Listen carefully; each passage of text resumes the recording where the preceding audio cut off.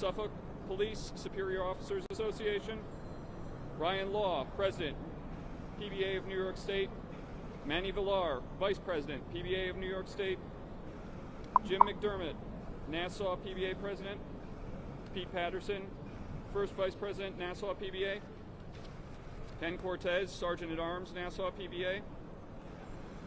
Myron Joseph from the New Rochelle Superior Officers Association, also representing NYSUPA. Tammy Sawchuk from the New York State Corrections Officers PBA, Executive Vice President. Kể cả những cái lực lượng cảnh sát mà gọi là canh ở trong tù đó. Richard Wells, President of the Police Conference in New York State. Elias Hussamuddin, President of New York City Corrections Officers Benevolent Association. Freddie Fusco from the New York City Corrections Officers Benevolent Association. Representing Suffolk County Corrections, we have Will Fowler and Rich Lang. Brian Sullivan, President of the Nassau County Corrections Officers Benevolent Association. From the Westchester County Corrections Superior Officers Association, Bruce Donnelly. From the Westchester County Corrections Officers Benevolent Association, Neil Pallone. Dennis Quirk, President, New York State Court Officers Association.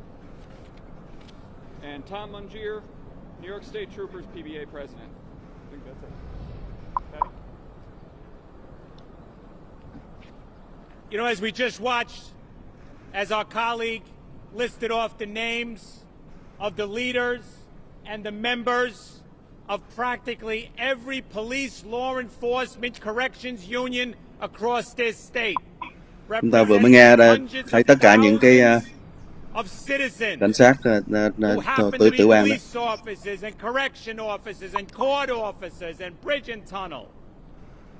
One of the few times where everyone comes together, knowing that we, as professionals, are under assault.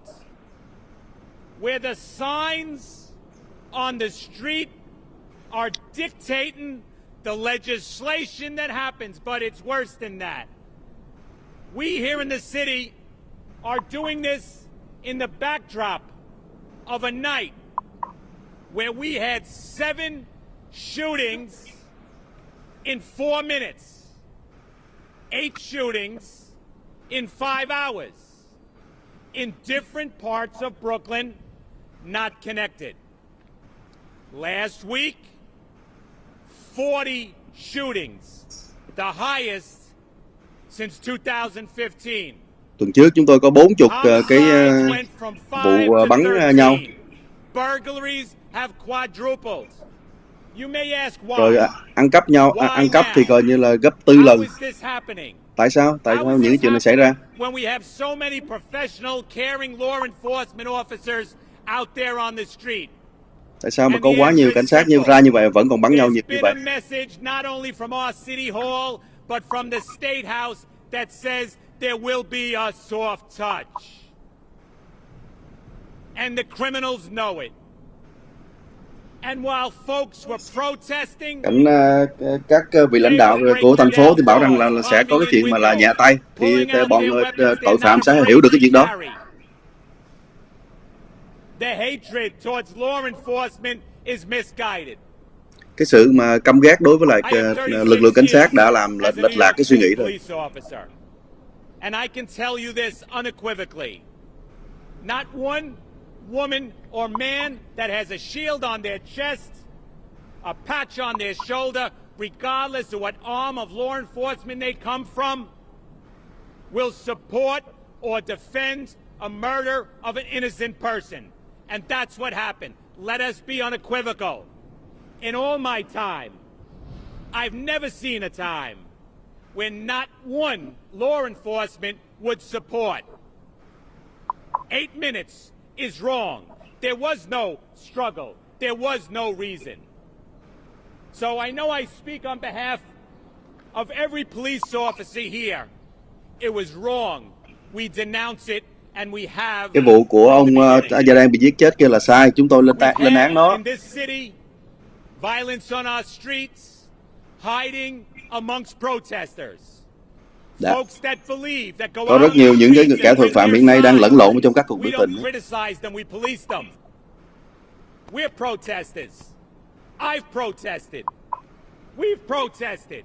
We believe in it, we believe their rights, but now we're being guided by those that were intent on violence from outside our communities, that threw the stone, that broke the window, that caused the violence, Có những kẻ mà gọi là 300 police officers, nhiều kẻ mà some viciously. xấu đã chọi đủ That's thứ. who we denounce.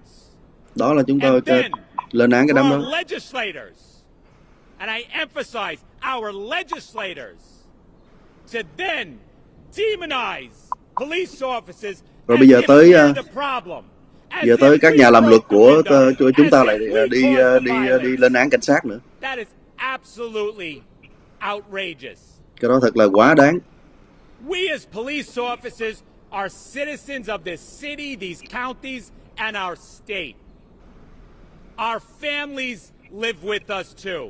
Chúng tôi là những cảnh sát là những công dân ở đây. Gia đình chúng tôi cũng sống ở đây nữa. Packages of bills in the dark of night without even reading them. Ask our legislators, have you read the bill? Hỏi những nhà luật pháp những nhà lập pháp của chúng ta coi họ đã đọc cái dự luật đó chưa để mà thông qua tối hôm qua. Well, it's your job to read it and know what it says. So the reason I say that is why aren't you speaking to all the stakeholders? You know, that's their word. The stakeholders. The stakeholders. Our families, you know, the community, the stakeholders. Why aren't you asking the question of professional law enforcement? Why aren't you seeking our advice? Tại sao các vị khi mà bỏ phiếu như vậy không hỏi tới lực lượng cảnh sát, hỏi đúng với những lực lượng mà làm việc? Maybe because we're standing on that street corner with our fellow citizens, we know that they don't want this violence visiting their corners, but we've seen it. Didn't we just visit this problem with our legislature recently? Didn't they rush through bail reform? Didn't they have to admit they made a mistake? Why did it happen? It happened because they rushed it in the dark of night without speaking to, you know, the stakeholders.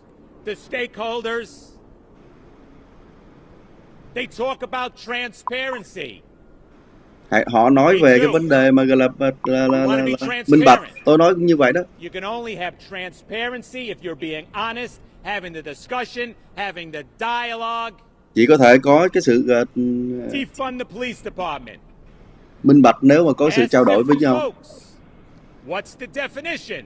Bây giờ họ đòi là cắt giảm những cái cảnh sát. Shift the money around. It's a slogan. It's a slogan. Bây giờ những cái câu mà gọi là cắt giảm ngân sách của cảnh sát, chuyển tiền đi nơi khác, nó trở thành một những cái câu khẩu hiệu. We went out on the streets to do a job. Chúng tôi rồi ra ngoài đường, chúng tôi lại làm một công việc. We went out in the street because we knew we had to. Chúng tôi phải ra đường vì chúng tôi phải làm như vậy. Asked us and ordered us to. And the brass put us out there. But then what we found out, there was no plan. There wasn't enough of us. We weren't up planning on stopping the violence. The violence visited us. We have district attorneys from all our counties, from many of our states, saying we will not prosecute. Bây giờ chúng ta lại có những ông công tố viên nói rằng là sẽ không truy tố bọn tội phạm, bọn trộm cắp, who looted, who rioted, hoặc là bạo động. RTAs won't prosecute them. Những công tố viên sẽ không có truy tố họ. Quý vị có biết trong tay trái tim của những người đeo bảng cảnh sát ngày hôm nay là gì không? Whose boss sent him out there to do a job was put in a bad situation. Sếp của họ gửi họ ra, sếp của các cảnh sát gửi họ ra làm việc để mà tới những cái hoàn cảnh mà gọi là phạm tội để mà họ làm việc. Everybody walked away from them.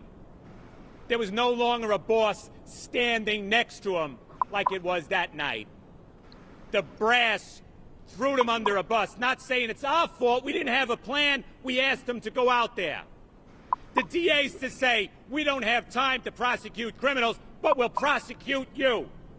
Rồi người công tố viên nói rằng chúng tôi không có đầy đủ thời giờ để mà truy tố tội phạm, nhưng mà đầy đủ thời giờ để truy tố cảnh sát. They're refusing to do their job. They're asking us to pull back. Họ nổi mà bây giờ chúng tôi chạm vào mà những cái kẻ tội phạm là chúng tôi phải vào tù. Tôi không có nói gọi là quá đáng đâu. What's the joke? I'm the leader. Where's my people? Let me catch up with them. They're legislating by signs in a protest. We have our leadership who think they'll appease the criminals, who think they'll appease the rioters. They think they'll appease our critics. You know what my job as a New York City police officer is? When I put that shield on my chest, I put that patch on my shoulder. My job at that protest is to stand on my own 2 feet. My job and your job is to make sure we protect your right to say what you believe. Cái việc của tôi là khi ra tới các cuộc biểu tình là chúng tôi phải đứng trên hai chân của chúng tôi và bảo vệ cái quyền được nói của quý vị đó. Chúng tôi ra ngoài các cuộc biểu tình là để giữ cho quý vị có quyền được nói đó.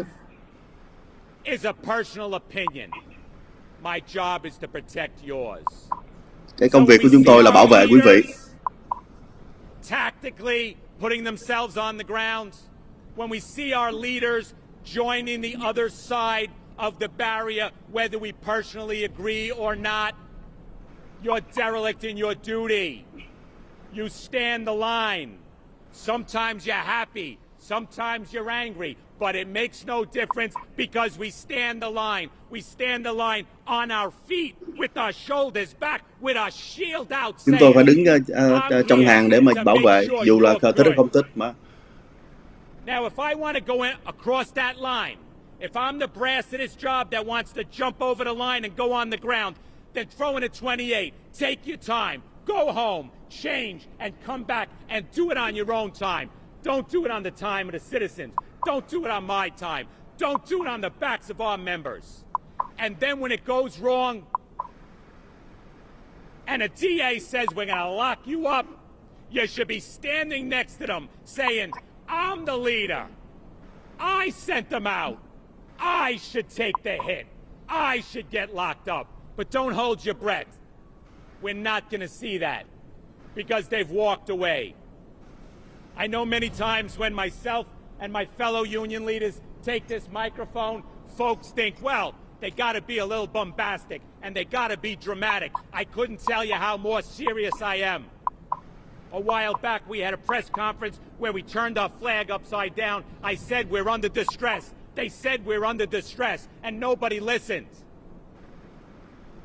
I don't want the neighborhood I worked in, that I brought back, that we brought back, I don't want it to slide back. Homicides, 5 to 13. Shootings, 40 last week, the highest since 2015. Cái tội ác đang tăng đó. Từ 5 vụ giết người đã tăng lên 13 vụ giết người. Chỉ mới tuần trước không là 40 vụ bắn nhau. It's not some gang guy running around town shooting everybody. It's separate incidents. Ask yourself, why did they feel emboldened to do it? Mấy vụ này không phải là các băng đảng mà chạy ra mà làm đâu, mà là cái vụ này là các vị tự biết là tại sao rồi, tại vì những người họ được gọi là khuyến khích để mà làm. But the message of a soft touch means you look great, but don't get yourself dirty. You look great, but look like a potted plant. Some of the things I'm saying you've all heard before. Those of us that grew up in this city understand what I'm saying. That's the police department we left behind. We, in this city and state, are the most restrained police department in the country. The most restrained police department in the country. Chúng tôi là Ask cái sở cảnh sát mà bị Minneapolis bó tay fans. nhiều nhất trên We toàn thế don't giới đấy, defend, we toàn won't quốc đi. defend, we have not defended. I will defend those that stand here. I will defend my family. I will defend our citizens, both here and who are now in phase one going back to work. Why did the crimes happen? We're pulled back, we're demonized, and all the cops had to run to Manhattan. Tại sao tội phạm tăng vậy? Tại vì chúng tôi bị bó tay. That's why it happened. Vậy chúng tôi bị vẽ ra như là những cái tên mà gọi là tội phạm. And it's my honor to introduce Richie Wells to come up here, a man that is on the front lines with us for many, many years, and many of our police officers he represents. Tôi mời ông này là ông đã đứng tuyến đầu vào trong bao nhiêu năm nay đó. I'd like to address the ramifications for every police officer in this state and nation on what's being done today in Albany and what's being contemplated in Washington, D.C. The message has been sent very clearly to police officers by our elected officials. We don't like you. We don't respect you. Các nhà lập pháp chúng ta đã gửi ra một cái thông điệp đối với cảnh sát là họ không thích cảnh sát, họ không muốn cảnh sát.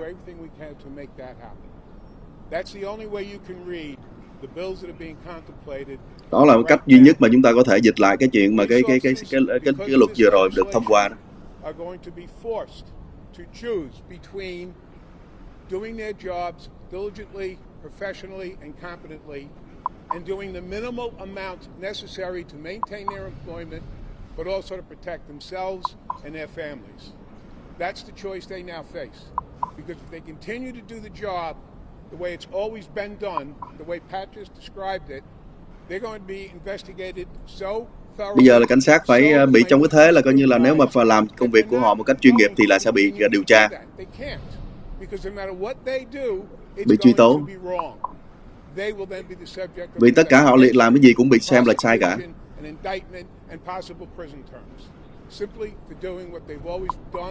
Chỉ đơn giản là họ làm những cái điều họ cần phải làm. Đó là cái thông điệp mà cái dự luật vừa rồi gửi ra đó. They're your neighbors. Everybody that's listening to me right now has a friend, a relative that's a cop. We are not racist groups. Mọi người đây đều biết chúng tôi không phải là những kẻ gọi là phân biệt, những kẻ gọi là phân biệt chủng tộc. Nhưng mà đó là cái mà chúng tôi được vẽ ra như vậy đó.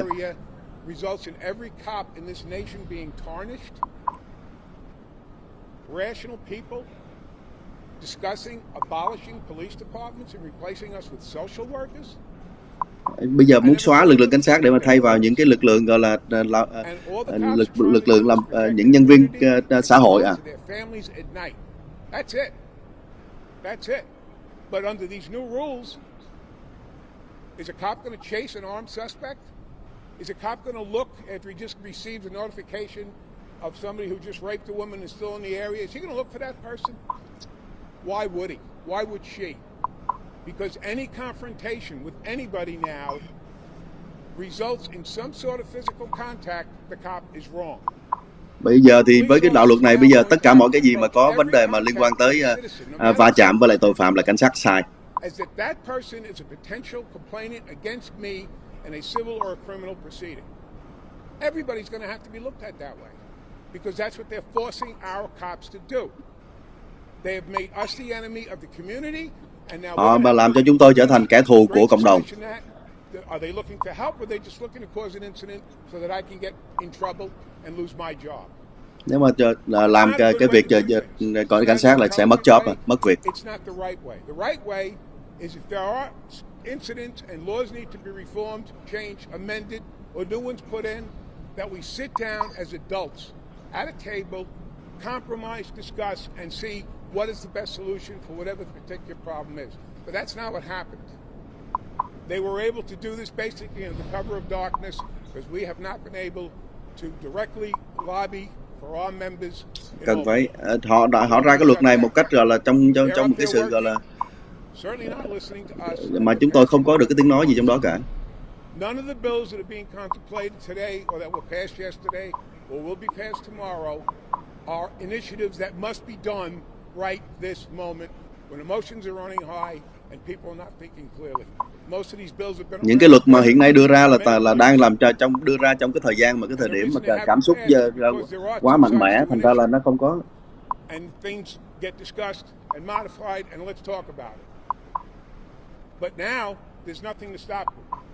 Now, because of what's happened, everybody is up there and they're passing whatever they want. Giờ đây thì với những chuyện đang xảy ra thì tất cả những cái nhà lập pháp đều muốn nhảy nhổm lên để mà thông qua những cái luật nào mà họ muốn. All these guys, the unions, and now there's a movement to get rid of police unions. Bây giờ ngay cả họ cũng muốn coi như là xóa sổ luôn cái công đoàn của cảnh sát nữa. You know, 50A was enacted in 1976, and they made it. It's 50A. You never hear this of the Civil Rights Law. That's how important the state legislature thought of it in 1976. They made it part of the Civil Rights Law. And the reason it was enacted was not to protect dirty cops, not to hide misconduct by law enforcement. Read the bill jacket. It says in there, the main reason that this bill is being passed is because defense attorneys were routinely pouring through police officers' personnel jackets for unrelated, unsubstantiated, irrelevant complaints that have been in there for 10 or 15 years, and then using that against the police officer giving testimony in a criminal case that had nothing to do with him. He's testifying at a rape trial.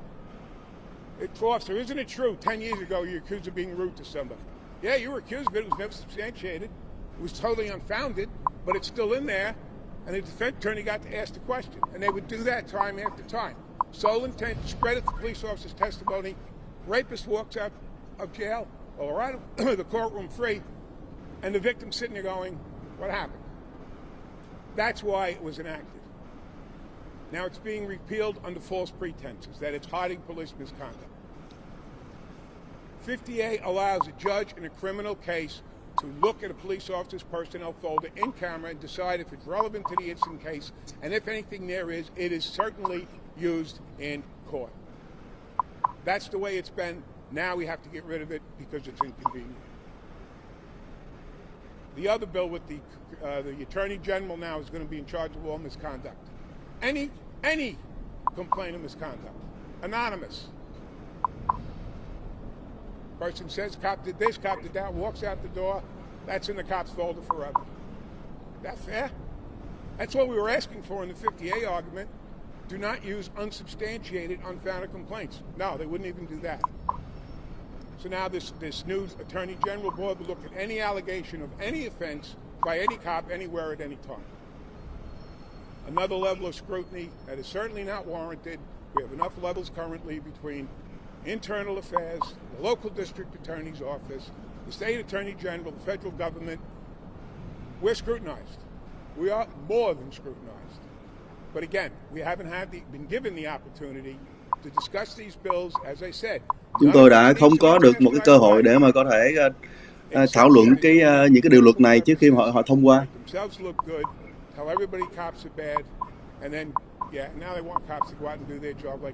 Bây giờ cái luật này là coi như là làm cho cảnh sát thật là xấu xa và coi như là không có để cho họ làm việc được.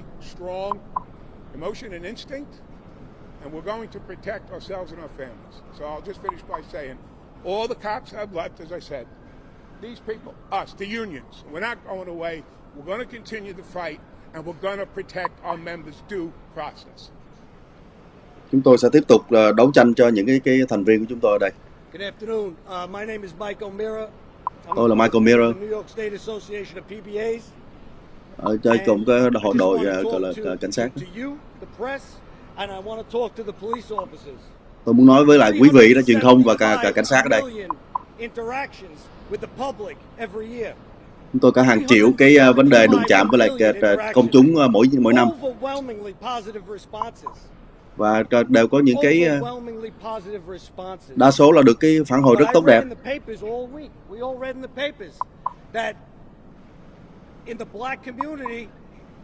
Mothers are worried about their children getting home from school without being killed by a cop. Mà trong suốt tuần qua chúng ta nghe toàn là viết là thí dụ như là có những cộng đồng mà muốn đi làm về hoặc là đi học về mà sợ cảnh sát giết chết. Tại sao có chuyện như vậy?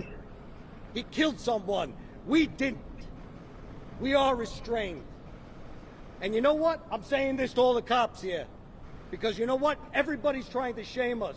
The legislators, the press, everybody's trying to shame us. Mọi người hiện nay đang làm chúng tôi gọi là sỉ nhục chúng tôi, ví dụ như là kể cả báo chí lẫn là những nhà lập pháp nữa. This isn't stained by someone in Minneapolis. It's still got a shine on it. And so do theirs. So do theirs. Cái huy hiệu cảnh sát của chúng tôi nó vẫn chiếu sáng, không có liên quan gì tới cái vụ mà Minneapolis hết. That's what we're here today to say. We've been left out of the conversation. Chúng tôi đã không được là tiếng nói. It's disgusting. Thật là bỉ ổi, thật là bỉ ổi. Trying to make us embarrassed of our profession. 375 million interactions. Overwhelmingly positive. Nobody talks about all the police officers that were killed in the last week in the United States of America. Chẳng ai nói về cái vấn đề mà cảnh sát bị giết trong tuần trước trên cả nước cả. We don't condone Minneapolis. Chúng tôi không có thông cảm gì với cái bọn mà làm cảnh sát Minneapolis vừa rồi. It's not what we do. It's not what police officers do. Our legislators abandoned us. The press is vilifying us. Các nhà lập pháp bỏ rơi chúng tôi và các truyền thông thì chửi bới chúng tôi. Chúng tôi vẫn tự hào là cảnh sát cho tới ngày về hưu luôn. Mặc dù là bị coi như là truyền thông chửi như thế và coi như là các nhà lập pháp bỏ rơi như thế. I want to now introduce Elias Husam-Adin from the Corrections Officer Benevolent Association to speak on behalf of his members. Every day, mỗi ngày, a correction officer is assaulted in these jails. Một ông cảnh sát trại giam là bị tấn công. A correction officer is assaulted inside these jails. Mỗi ngày đều bị trong các nhà tù đều bị tấn công cả. Who have communication with gang members in the street. 50A.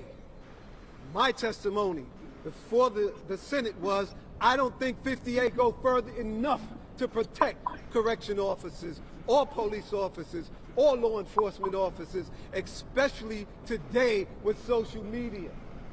I don't think 50A go further enough.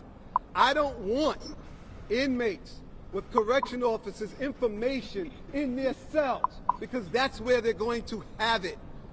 Why should our personal information, our personnel information be floating around a jail?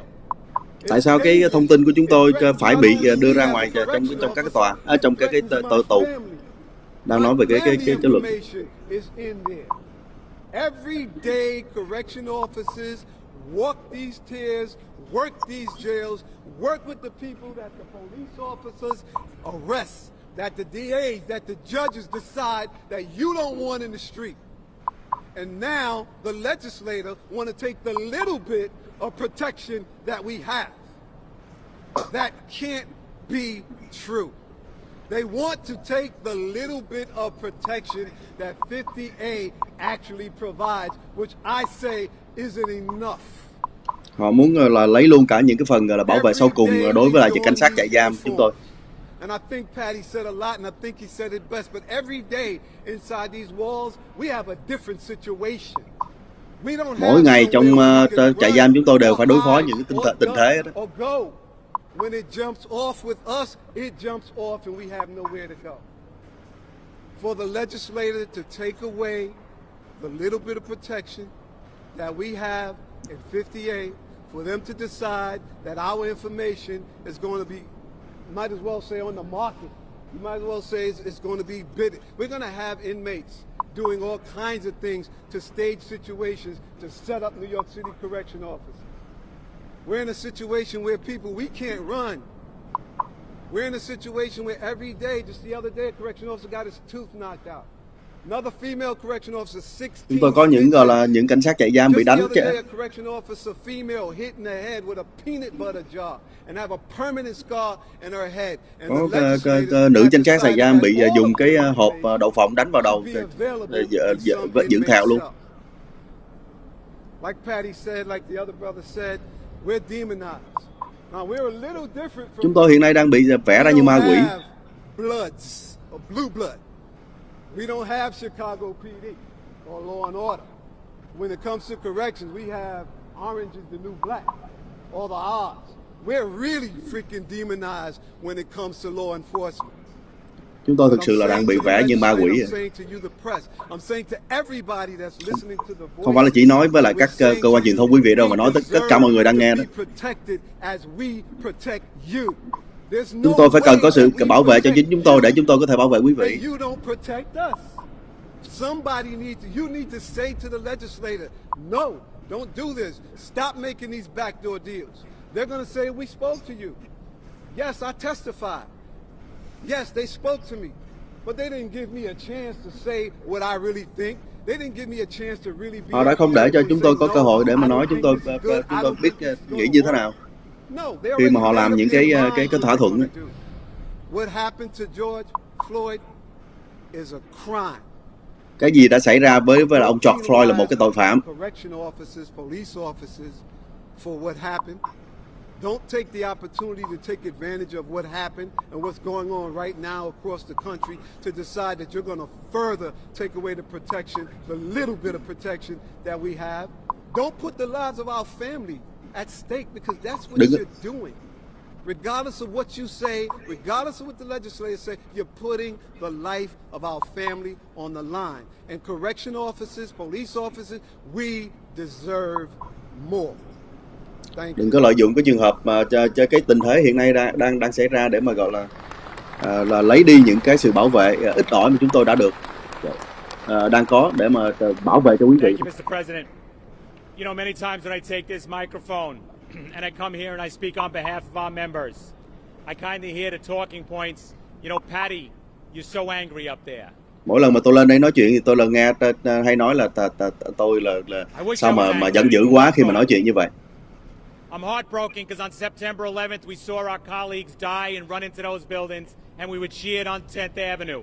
Tôi rất đau đớn khi mà thấy ngày 911 là người của chúng ta nhảy vào cái building đó.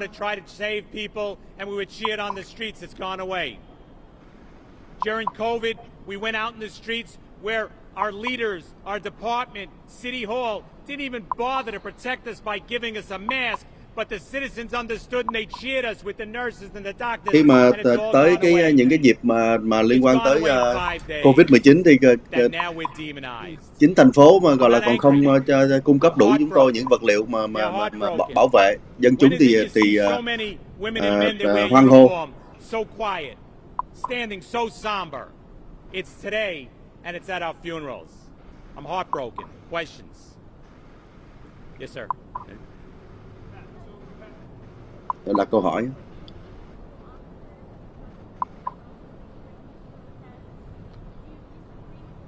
Yeah. Mm-hmm. Right.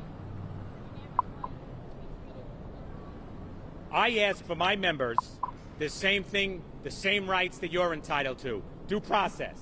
Every union leader would say we fight for fairness. Bring the Chúng tôi đấu tranh cho cái sự công bằng. But to criminalize the job that we were sent out to do in a difficult time when we were under attack, and that the job doesn't want to give us that due process where a DA says, I won't prosecute the wrongdoers, but I'll prosecute you.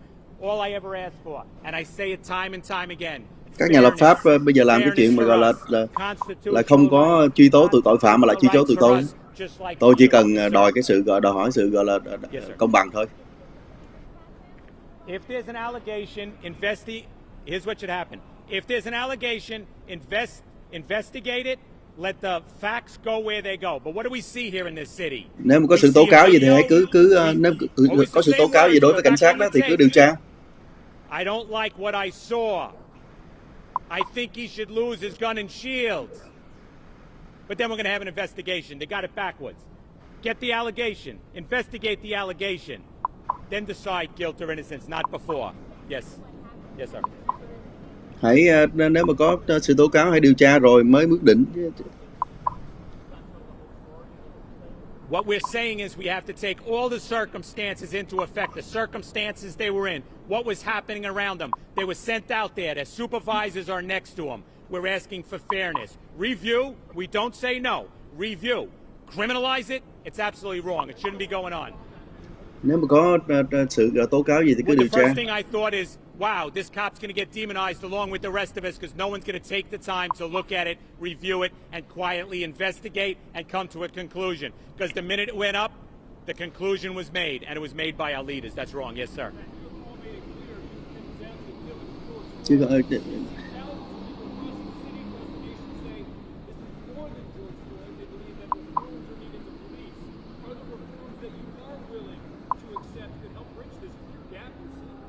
We've been in this police department have been reformed time and time again for many, many years, and that's being ignored. The problem is we want to come to the table. We haven't been invited to the table. The legislature has not invited us to the table. Các nhà lập pháp đã không bao giờ mời chúng tôi vào bàn để mà bàn luận cái chuyện mà là những cái cải tổ đối với cảnh sát cả. That's not really what's happening. What's happening is the fever on the street has caught the fever in our elected leaders and they're running and they walked away from us. Bây giờ hiện ra đang xảy ra là coi như là cái cơn sốt ở trên đường phố là ảnh hưởng tới cơn sốt đối với lại các nhà lập pháp và họ quyết định như vậy. I'm going to say it again. Most restrained police department in the country. Tôi có thể nói là cái sở cảnh sát thành phố New York là cái sở cảnh sát bị bó tay nhiều nhất trên toàn quốc. My advice would be to sit down with us and have a rational discussion to see where we might be able to compromise if we can compromise. Cái lời khuyên của tôi là hãy ngồi lại với chúng tôi để mà có thể bàn luận để xem có cái thể nào thỏa thuận được không, những cái điều nào mà có thể thỏa thuận. If there's a false accusation, an unsubstantiated accusation, if the person that made the complaint against us is found out to lie, then they should be prosecuted too. Nếu mà có cái lời nào tố cáo là phải điều tra. Còn ngược lại nếu mà cái người điều tra sai thì họ phải chịu trách nhiệm chứ. Phải bị truy tố chứ. Không phải luôn luôn như vậy. We had that in a video that went out and a police officer took out his weapon during a riot situation. Take his shield, suspend him. My God, I don't like what I saw. Well, you know what we did? We did an investigation. We got the whole tape. Ông nói có trường hợp là coi như là đụng chạm tới cảnh sát mà coi như là chưa gì thì các nhà lập pháp đã đòi tước cái cảnh sát, cái quyền của người cảnh sát đó. Cuối cùng là họ điều tra mà đưa ra một cái nguyên cái video để mới thấy được rằng là cái chuyện mà cái người phạm tội đó đòi giết cảnh sát trước. Hãy điều tra một cách công bằng. Mà trong nhiều trường hợp là không có như vậy. I couldn't hear the last part.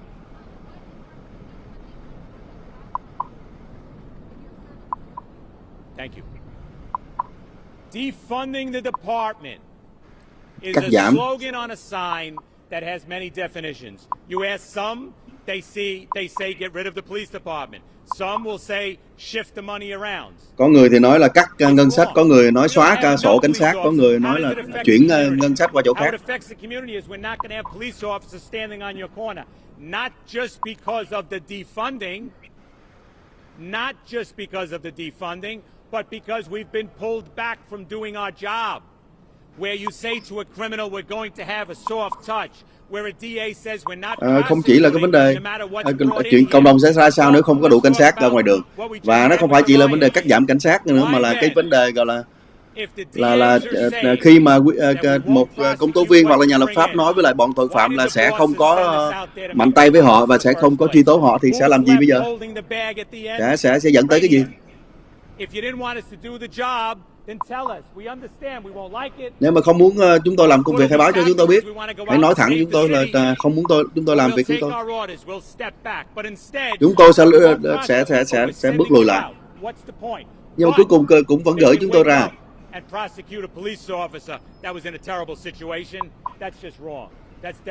Gửi chúng tôi ra để truy tố cảnh sát.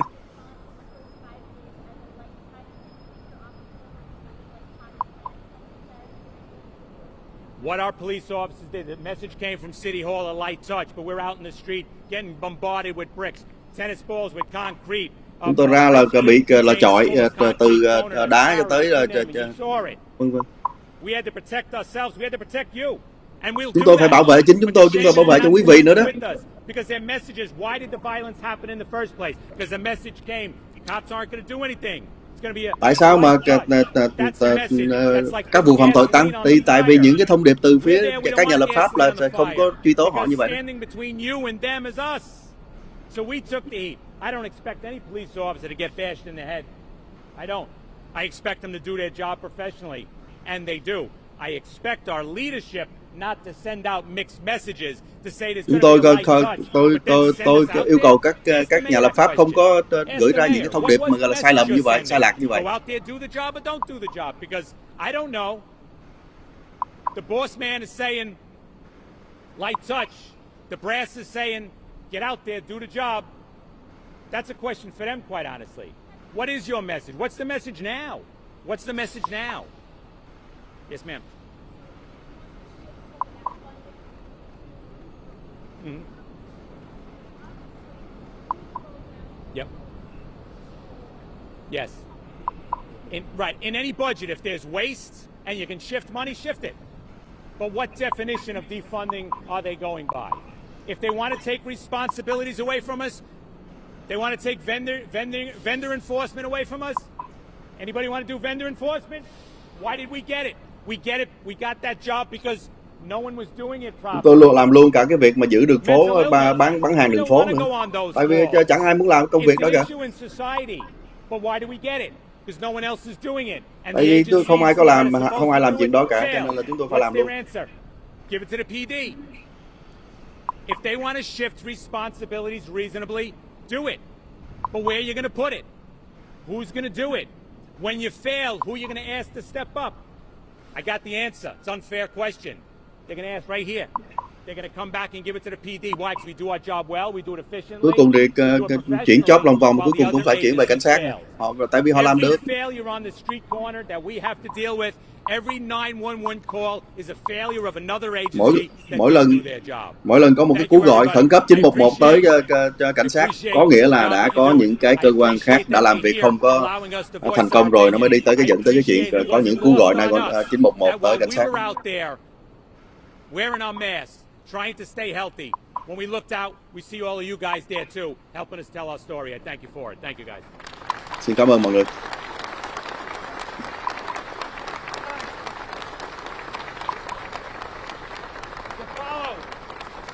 To follow what my brother said, and you've heard it many times. Never, ever. Các anh hãy đừng bao giờ mà xin lỗi cho cái chuyện mà các anh làm. Đừng có bao giờ xin lỗi là các anh là một người cảnh sát. Tôi đã nói hàng ngày.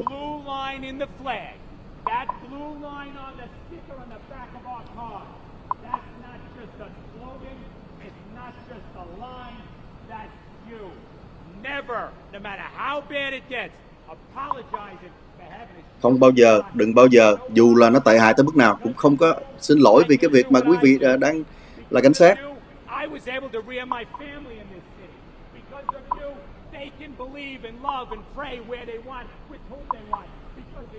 Nhờ quý vị mà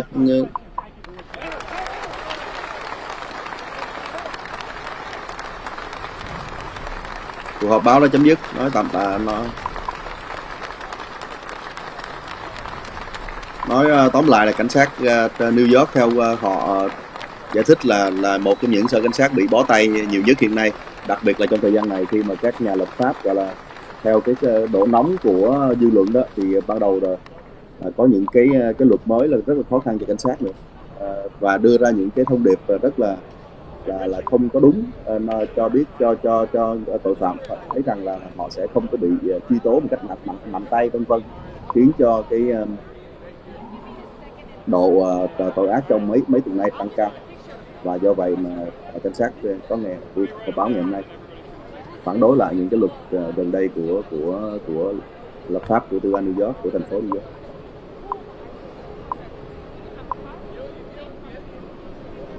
Thôi xin chào mọi người.